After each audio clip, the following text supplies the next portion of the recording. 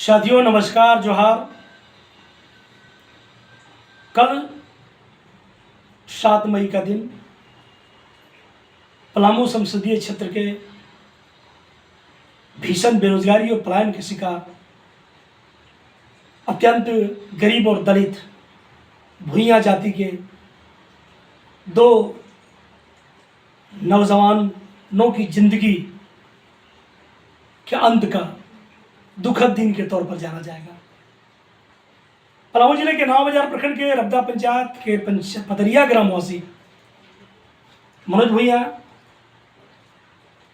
पिछले 9 मार्च को तमिलनाडु के मदुरई जंक्शन स्थित पीएचसी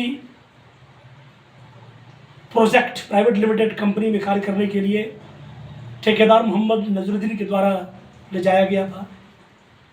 कल अचानक सुबह में मौत हो गई और कल का दिन छतरपुर प्रखंड के बभंडी गांव के प्रवेश भूइया, जिसको एक यादव जी ठेकेदार ने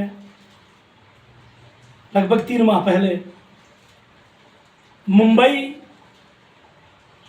में रेलवे लाइन के कंस्ट्रक्शन वर्क के लिए मजदूर के तौर पर वहां पर प्रवेश भूइया को ले जाया गया था। ट्रेन की चपेट में आने से प्रवेश भूइया की भी हृदय विदारक मौत हो गई।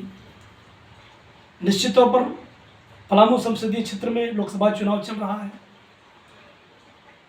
हम आपको बताना चाहते हैं कि पिछले 10 वर्षों में सैकड़ों नौजवानों की लगभग प्रतिदिन दुर्घटना का शिकार होकर के देश के दूसरे प्रदेशों की राजधानियों से डेड बॉडी पलामू में आती रही है।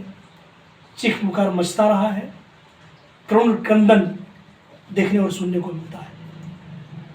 हम सबसे पहले तो राज्य के माननीय मुख्यमंत्री और डीसी साहब से निवेदन कर रहे हैं कि जितना जल्दी हो सके तो हवाई मार्ग से तमिलनाडु के मदुरई से और मुंबई से दोनों नौजवानों के डेड बॉडी को शीघ्र यहाँ पर मंगवाने की व्यवस्था कराई जाए। उनके आश्रितों को 50-50 लाख रुपए मुआवजा, एक आश्रित को सरकारी नौकरी और तमाम तरह की सुविधाएं उनको दी जाए। और दूसरी बात मैं पलामू संसदीय क्षेत्र की जनता से करना चाहता हूं कि आखिर कब तक पलामू के शिक्षित और अशिक्षित नौजवान सैकड़ों की तादाद में मारे जाते रहेंगे?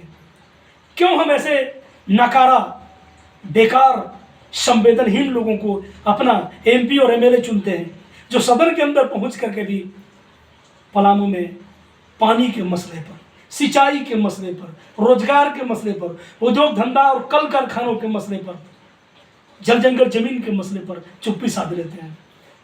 अगर आप इन दोनों नौजवानों ही नहीं बल्कि सैकड़ों नौजवान जो पलामू के बेटे काल कवलित हो गए बेटे बेटियां, अगर इनको श्रद्धांजलि देना चाहते हैं तो आगामी 13 मई को आप भारी से भारी संख्या में मतदान कीजिए। वर्तमान सांसद बीडी राम के खिलाफ ऐसे सांसद का आप जमानत जब्त कराइए और एक शपथ लीजिए कि फिर अगले 5 वर्षों में पलामू का नौजवान इस तरह से पलायन का शिकार होकर बेमौत नहीं मारा जाए। धन्यवाद।